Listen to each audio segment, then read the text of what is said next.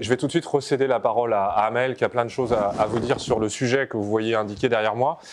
Pour ma part, je traiterai d'aspects qui toucheront davantage, on va dire, la question qu'on nomme conflictualité numérique. Avant de lui céder la parole, simplement dire deux choses. D'abord, qu'on est très heureux d'être ici. Et qu'on est content que vous soyez venus très nombreux pour cette conférence. Puis la deuxième chose, c'est que nous cumulons un certain nombre de casquettes à l'occasion de cet événement qui est labellisé La Fabrique Défense, donc initiative lancée par la direction Relations internationales et stratégie du ministère des Armées. Donc nous avons la casquette Saint-Cyr, comme le général l'a dit. Nous avons la casquette Institut français de géopolitique, où Amael est professeur des universités et moi maître de conférences. Et puis nous avons enfin la casquette Géode, géopolitique de la datasphère, qui est un centre de recherche et de formation interdisciplinaire qui s'est monté en 2018 dans le cadre d'une compétition, on peut dire ça comme ça, lancée par le ministère des Armées pour délivrer un label d'excellence en recherche sur les questions de sécurité, de défense et de stratégie. On espère bien gagner à la fin. Donc ça, on le saura au printemps ou à l'été prochain. Voilà, donc merci encore. Et puis, sans plus attendre, Amel. Alors, je ne sais pas si ça fonctionne, mais je pense que... Très bien. Bien, alors, effectivement, pour commencer à aborder cette question de la cyberdéfense, je vais moins rapidement aborder la question de la souveraineté numérique, qui est une question qui prend de l'ampleur aujourd'hui, qui prend de l'ampleur tout simplement pour des raisons stratégiques. La défense, c'est une compétence traditionnellement de l'État, une compétence régalienne, et donc effectivement la montée en puissance de ces questions de cyberdéfense nous interroge sur la manière de poser cette question de la souveraineté dans le champ du numérique. Alors, ça pose quand même quelques problèmes de poser cette question de la souveraineté dans le champ du numérique, parce qu'on le voit bien, l'espace numérique, tel qu'on le conçoit habituellement, est un espace qui paraît complètement virtuel, un espace de réseau qui échapperait d'une certaine manière à la souveraineté des États. En réalité, je vais vous montrer que ce n'est pas totalement le cas. De fait, quand on pense souveraineté, je précise tout de suite, on pense tout de suite à territorialisation. Dans le cadre de l'espace numérique, on peut réfléchir à une territorialisation de cet espace numérique. On n'est pas face à un espace qui est totalement virtuel. En géopolitique, on a abordé souvent cet espace de la manière suivante, en le pensant un peu à l'image de la géographique des couches géologiques qu'on pourrait penser dans l'espace géographique.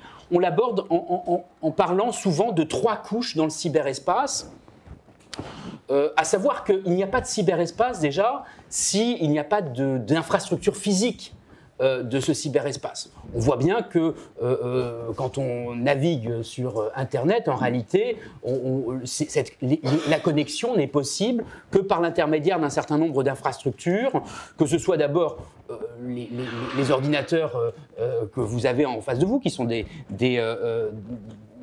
du matériel, ce qu'on appelle le hardware, mais bien évidemment aussi des data centers, des câbles sous-marins, tout un tas d'infrastructures qui vont permettre, des serveurs, tout un tas d'infrastructures qui vont permettre la connexion. La deuxième couche qu'on utilise souvent pour parler de ce cyberespace et pour le territorialiser, c'est la couche logique, c'est-à-dire qu'il ne peut y avoir d'espace numérique que si toutes ces infrastructures vont pouvoir communiquer les unes avec les autres grâce à un certain nombre de protocoles, grâce au fait qu'on a un certain nombre de codes qui vont permettre cette connexion. Enfin, le cyberespace, l'espace numérique, c'est aussi pour qu'on puisse l'utiliser, c'est aussi une couche sémantique avec un contenu, des messages, des échanges d'informations qui passent par le cyberespace.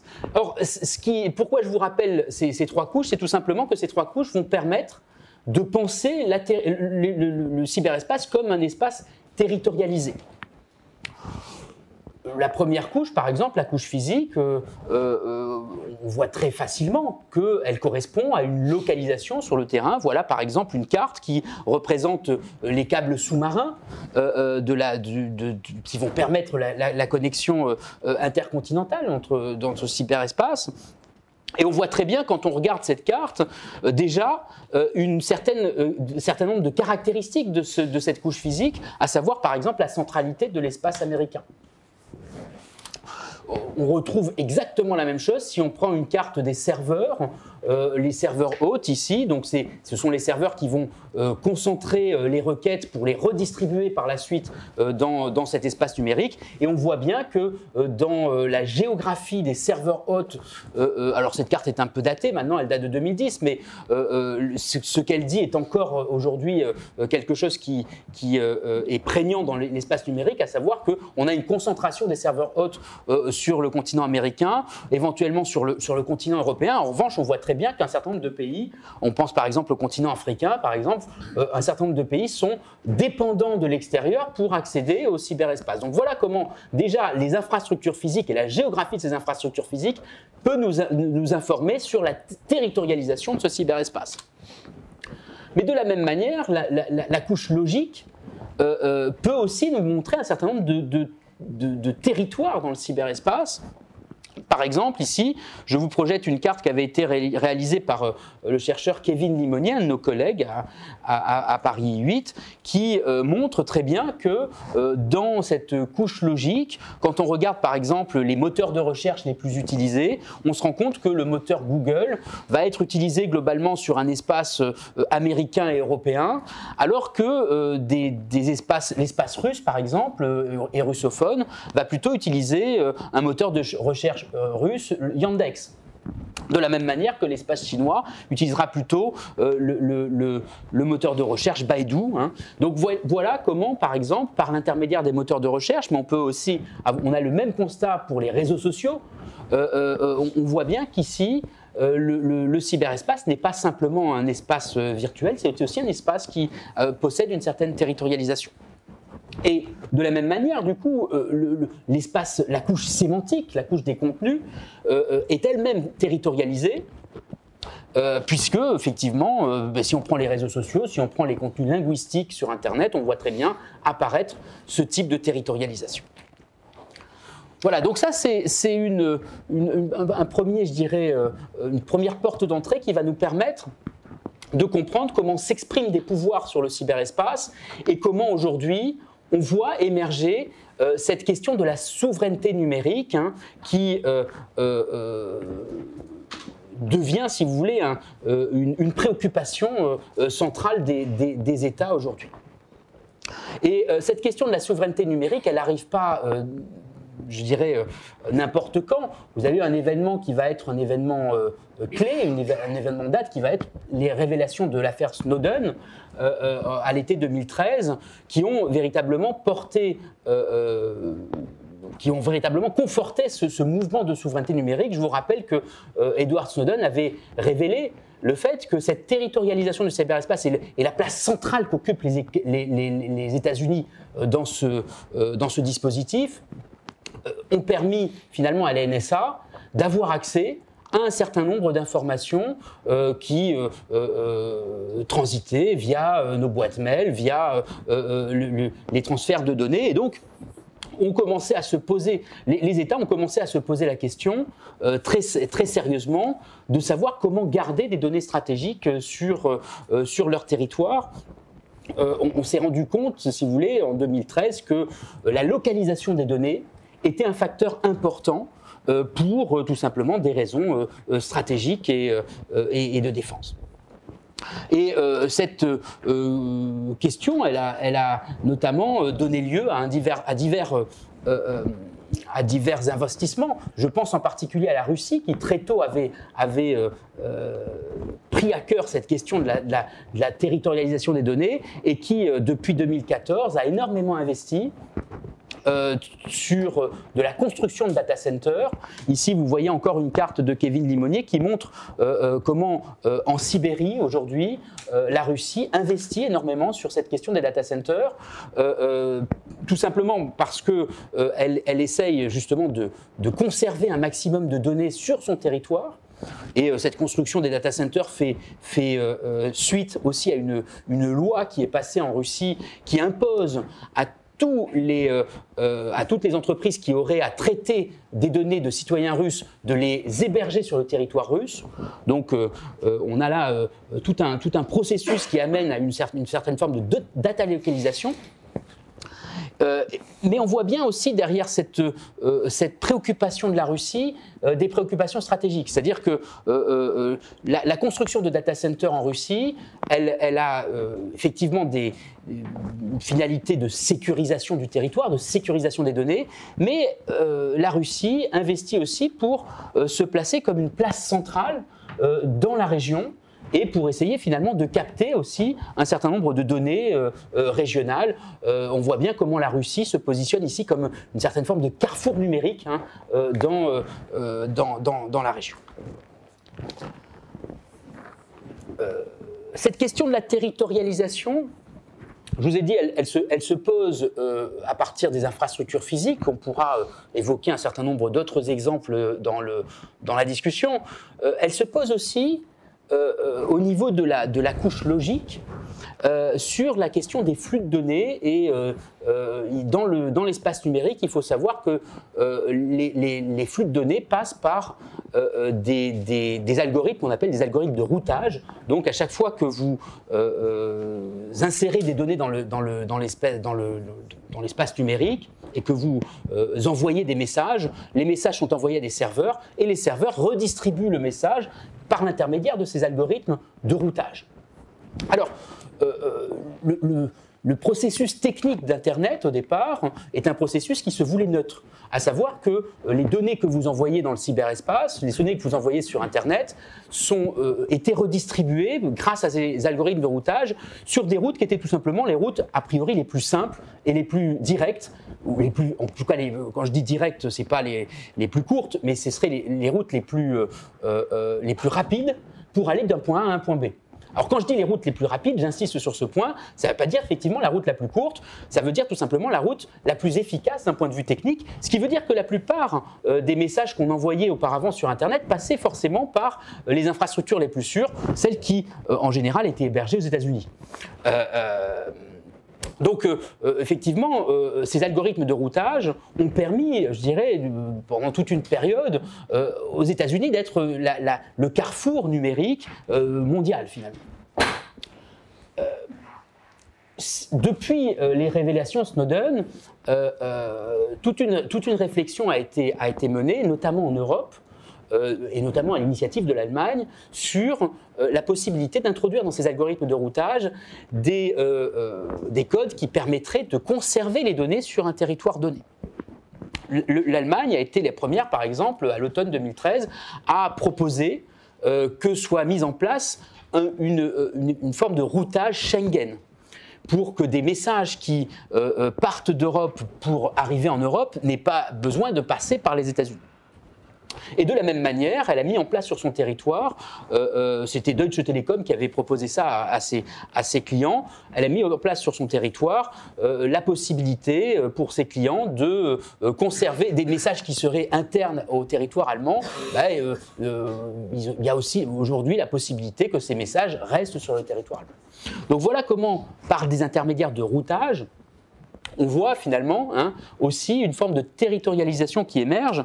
Alors ceci étant dit, quand on regarde, là encore je vous projette une carte qui avait été faite dans le centre de recherche Géode. Ici, c'est une carte qui montre des flux de données en Europe. Ces flux de données, alors juste un point sur la manière dont cette carte a été réalisée. Il s'agissait tout simplement ici de représenter les données passant par les principaux sites Internet consultés en Europe. Donc effectivement, si vous consultez Google, si vous consultez Amazon, si vous consultez certain nombre de sites américains, vos données vont être à un moment donné, récoltées sur le territoire américain. Et ces données, hein, si vous cherchez l'information des principaux sites utilisés en Europe, il suffit d'aller sur le site de Médiamétrie et vous allez avoir la liste des sites qui sont consultés. Et effectivement, on voit bien ici la problématique des flux de données à travers les consultations Internet. Ici, en Europe, les données partent principalement vers les États-Unis, alors que les données internes européennes restent finalement assez faibles. La même recherche faite sur la Chine montrait des résultats très différents. Et on voit bien ici que les préoccupations de souveraineté numérique sont des préoccupations qui sont prises différemment en fonction des régions qu'on considère. Voilà, donc ces questions de souveraineté, vous le voyez, elles émergent également dans l'infrastructure même de logique d'Internet. Aujourd'hui, on a également une dernière entrée pour parler de souveraineté numérique, c'est l'entrée juridique. Oui, parce qu'effectivement, pour comprendre l'affaire Snowden, il faut remonter déjà à la question du droit, et notamment au Patriot Act américain qui avait été promulgué suite aux attentats du 11 septembre dès 2001. Que disait le Patriot Act à l'époque? Il imposait à toute entreprise de droit américain de collaborer avec l'administration si besoin de sécurité. Et c'est par ce biais-là que des entreprises comme Microsoft, Google ou autres ont été obligées de collaborer, quelle que soit la localisation des données qu'ils possédaient. C'est-à-dire que là, pour le coup, Microsoft a été notamment mise en délicatesse par l'administration américaine, parce que lorsqu'en 2014, l'administration américaine a demandé à Microsoft de lui communiquer des données qui étaient hébergées par Microsoft en Irlande, Microsoft avait essayé de refuser cette communication. Effectivement, on voit bien que par le Patriot Act, l'administration américaine avait d'une certaine manière une forme de pouvoir extraterritorial pour accéder aux données. Voilà, donc c'est mis en place du coup depuis 2013 tout un dispositif également de territorialisation par le droit. Les lois qu'on appelle des lois de data localisation. Aujourd'hui, on voit qu'un grand nombre d'États se sont posés des questions de data localisation. J'ai évoqué tout à l'heure la Russie, mais c'est également le cas dans toute l'Asie du Sud-Est, c'est également le cas au Brésil. Enfin, on peut énumérer aujourd'hui les différents États qui se sont posés cette question de la data localisation. Et si vous voulez, on pourra revenir dans la discussion sur les modes de data localisation. Parce que la data localisation, ce n'est pas simplement une data localisation physique.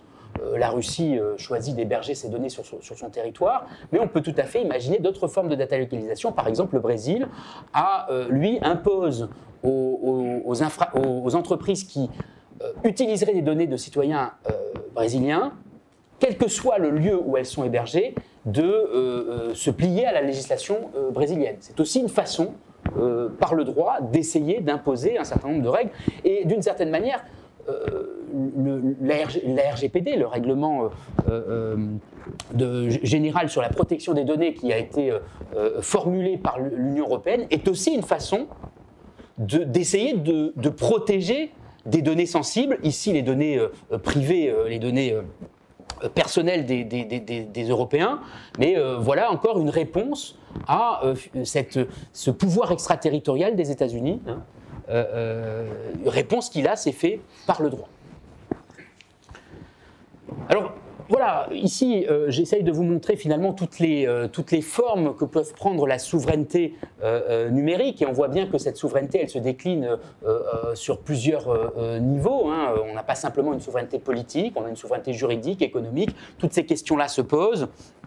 À partir de là, du coup, on peut essayer de se poser la question de savoir finalement qu'est-ce que cette question de la souveraineté numérique implique pour la notion de cyberdéfense. Et est-ce que cette notion est suffisante à embrasser tous ces champs de la cyberdéfense?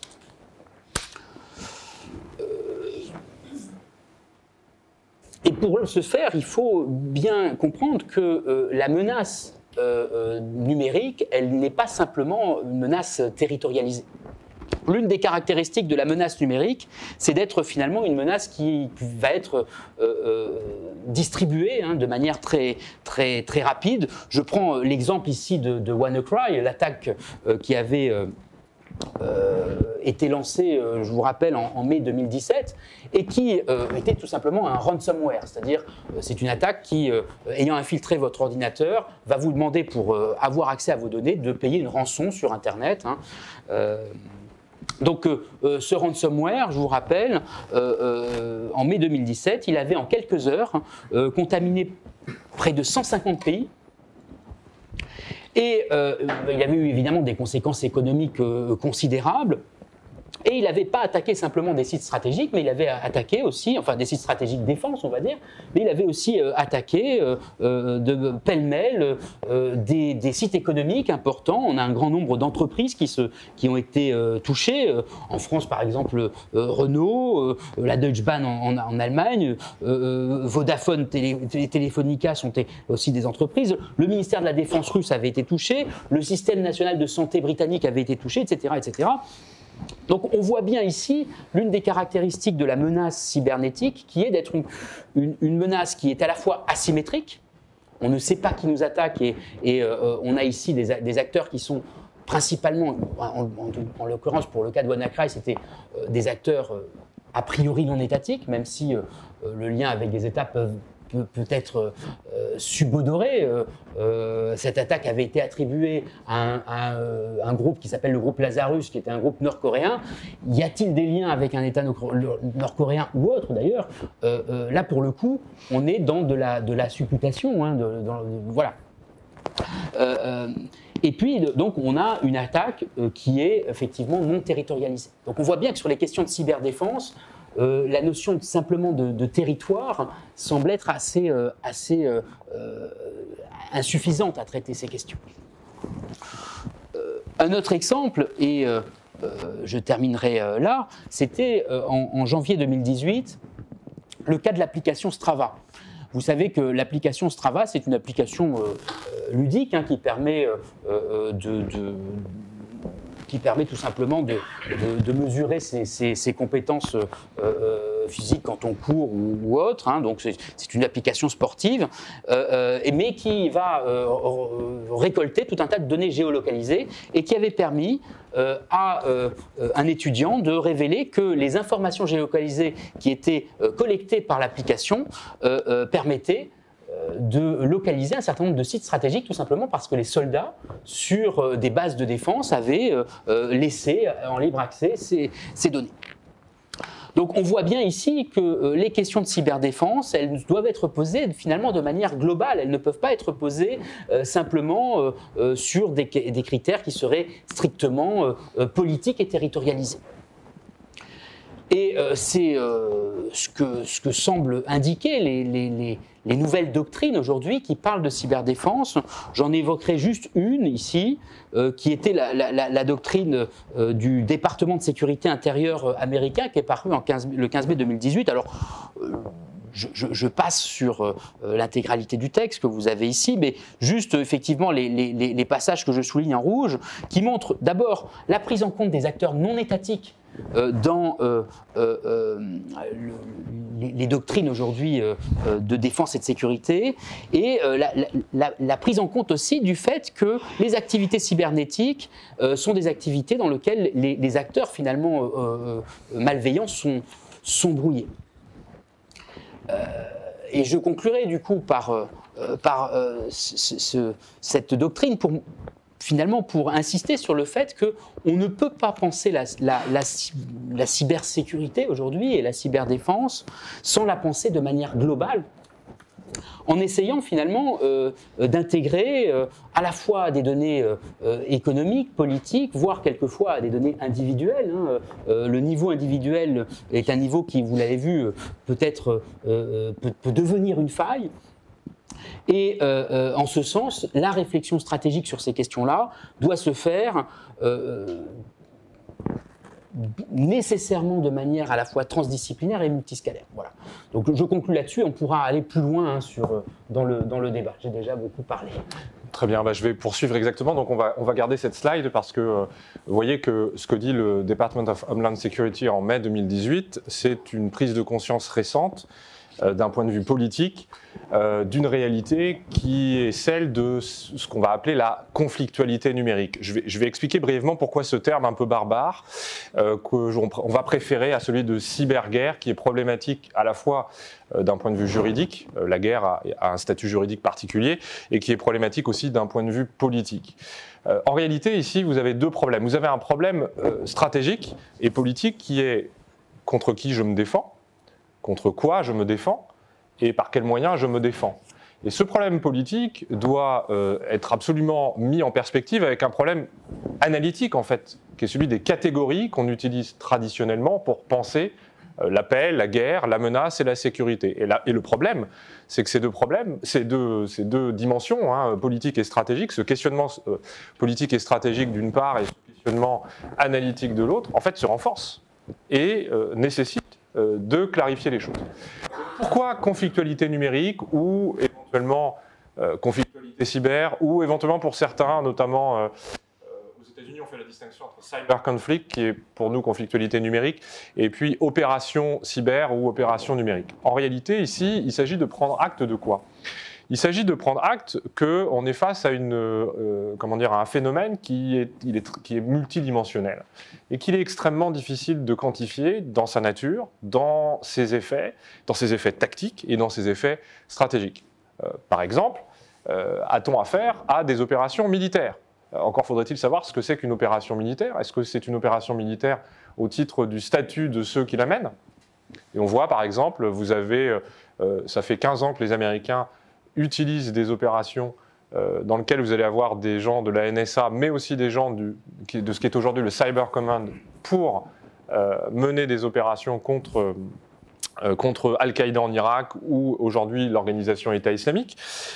Vous allez avoir évidemment au contraire des opérations qui vont être le fait d'agents civils, même s'ils sont sous statut d'organisation militaire. Prenez la plupart des agences, en tout cas une grande partie des agences de renseignement dans le monde ont ce statut, et pourtant le renseignement, qui peut être en partie une tâche militaire, ne l'est pas entièrement, et d'ailleurs il peut même y avoir dans ce domaine contradiction entre des opérations militaires ou des opérations de renseignement. Donc est-ce que ce sont des opérations militaires ou pas? D'autre part, de quoi parle-t-on? Quels sont leurs effets? Alors traditionnellement, on va dire, ça va être du renseignement ou de l'espionnage, ça va être du sabotage ou de la destruction, et puis ça va être de la perturbation ou de la disruption. C'est un triptyque que maintenant tout le monde utilise et qu'on est même capable d'ailleurs de quantifier, puisque vous avez des chercheurs américains qui ont écrit plusieurs articles et ouvrages sur le sujet en montrant que l'essentiel des 232 opérations État contre État, ou en tout cas prêtées à des États contre des États qui ont été recensés depuis 2010 dans le domaine numérique, relève en réalité du champ de la perturbation-disruption, ce qui est quand même assez compliqué. Ça veut dire qu'en fait on a des opérations qui sont menées pour éventuellement ralentir le processus décisionnel, créer de la friction en fait, que ce soit au niveau tactique ou que ce soit au niveau stratégique. Autre question, le contexte.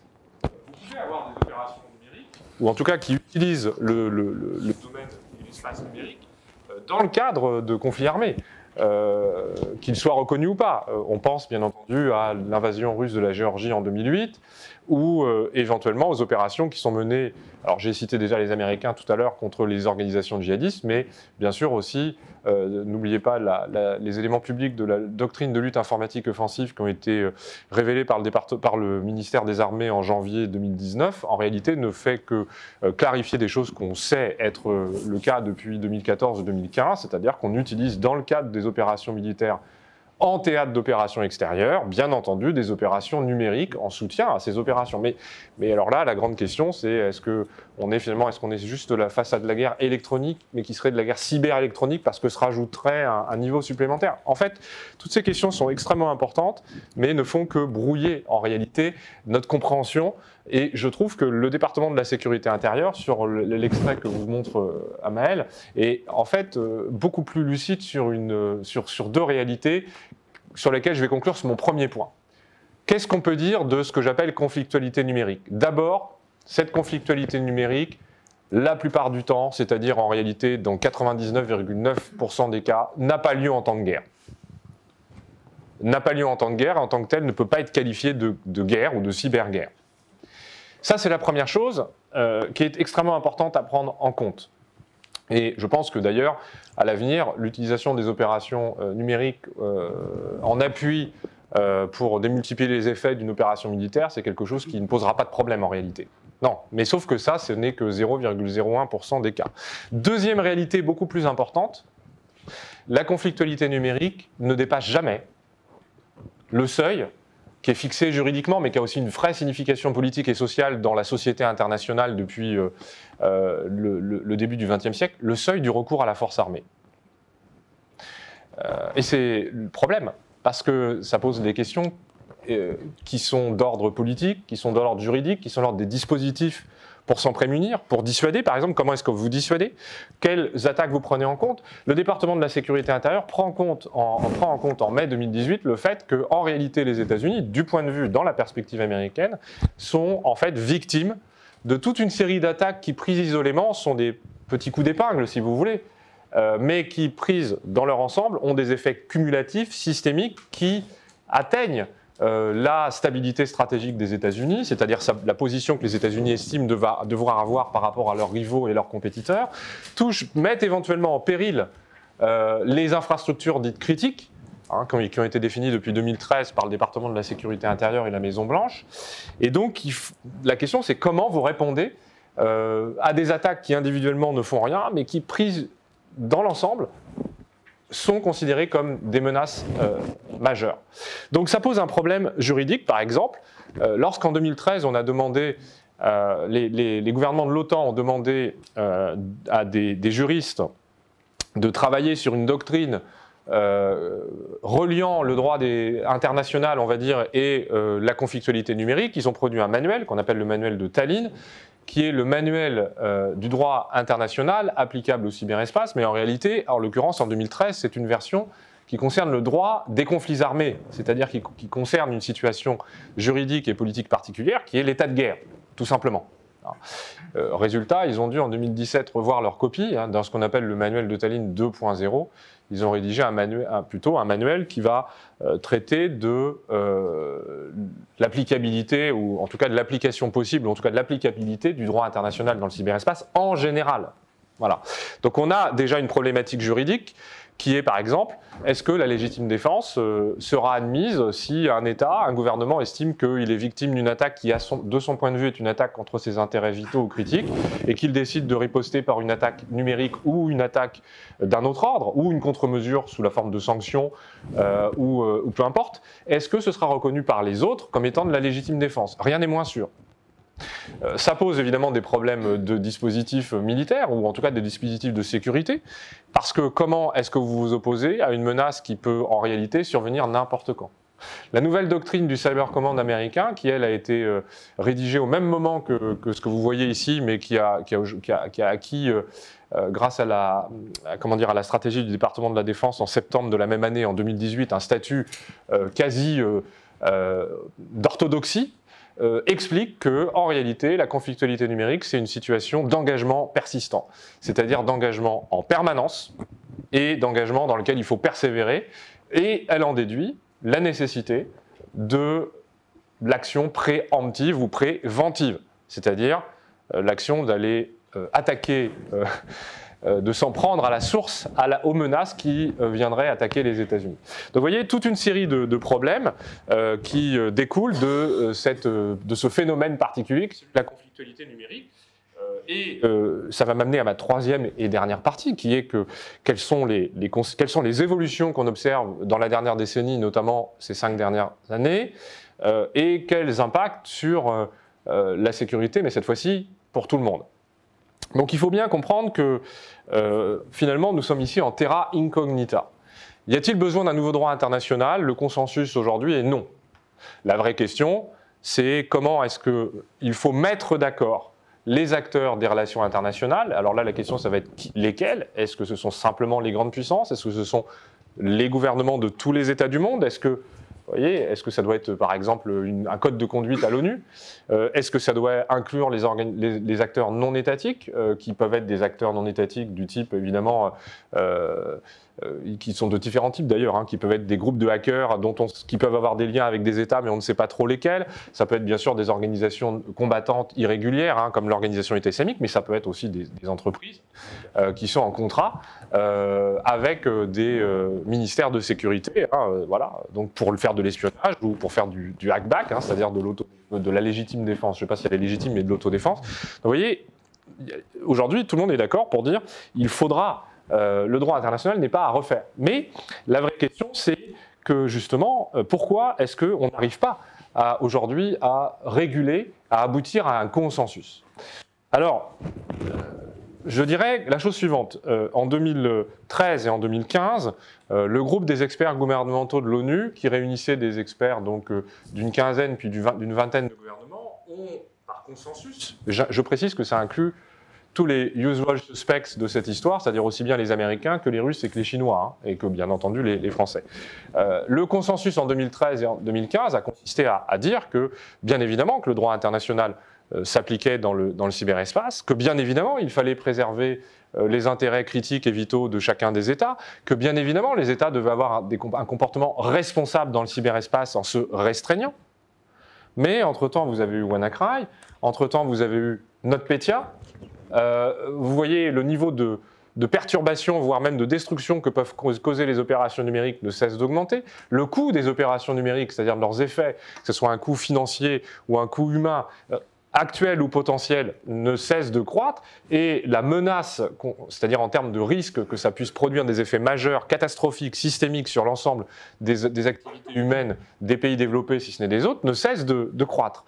Donc, ça pose problème. Vous avez d'un côté un consensus des États, de l'autre côté, une menace qui ne cesse de croître, mais tout simplement parce que le consensus que les États ont entre eux est un consensus qui est limité au minimum de ce que chacun reconnaît comme étant son droit souverain et unilatéral à se défendre.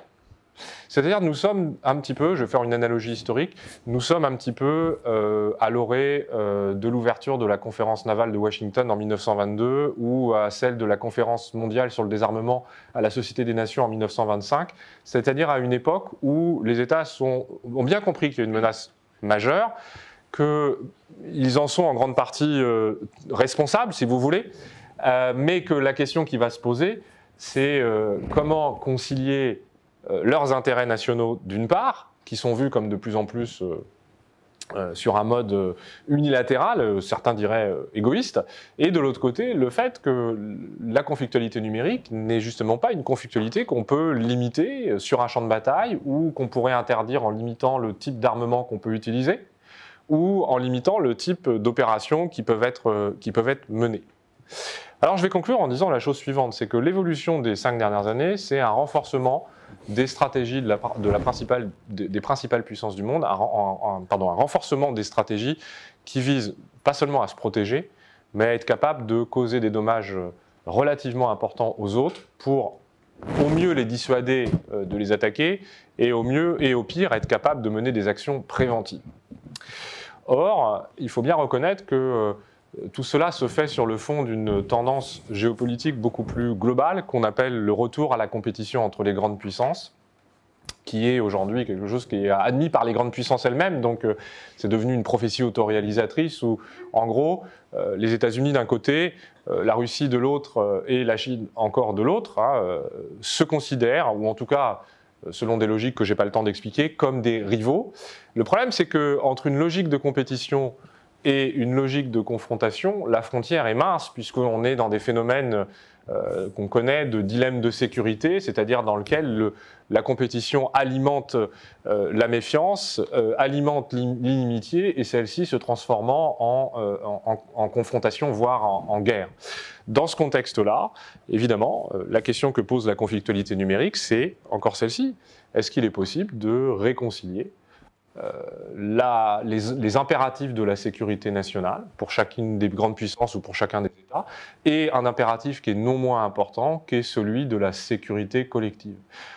Je disais qu'on était dans les années 20, on est peut-être en 1815, c'est-à-dire à des époques cruciales de l'histoire de la société internationale, où justement les États se sont rendus compte que traiter les questions de souveraineté ou de sécurité de manière trop restrictive, trop, j'allais dire individualiste pour prendre une image avec la société interne, si vous voulez, était en réalité, comme on dit en anglais, self-defeating, c'est-à-dire c'est se tirer une balle dans le pied. Je vous remercie beaucoup de votre attention et puis nous sommes prêts à répondre à vos questions.